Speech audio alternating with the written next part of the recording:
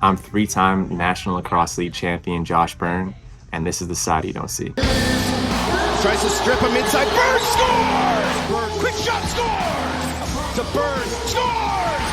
Uh-oh, Buffalo's rolling. I think for me, there's a ton of tough times that I've had through my life. One would be, not really going the traditional route to school. I had to go to two junior colleges and, navigate life that way. But I think, the big one that sticks out for me is going through injury. It's something that I've dealt with over the last few years. And the biggest thing that I found was, trying to get rid of the majority of alcohol.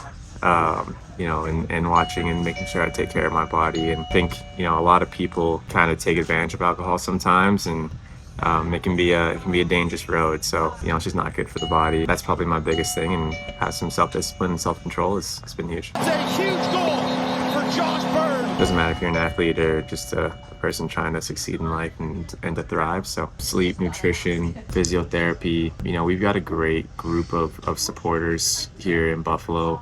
Dan Dominguez with Bosa, acupuncture, Doc down at Cryo.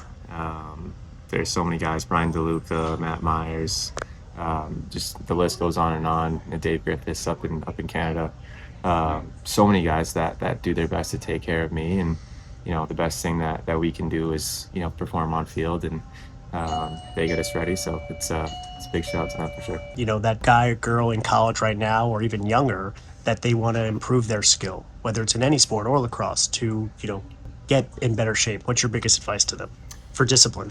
Yeah, you know what? I think everyone's so focused on the now, and what did you do right now during this game, during this practice, and understanding that what you do during that 2 hours of the game, it really doesn't matter.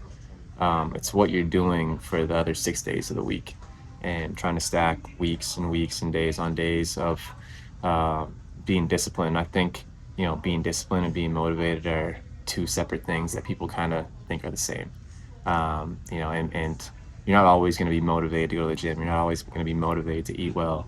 But having the discipline to be like, hey, you know what? I don't care if I feel like crap today. I'm going to make sure I follow that same plan and the same patterns and the same routine.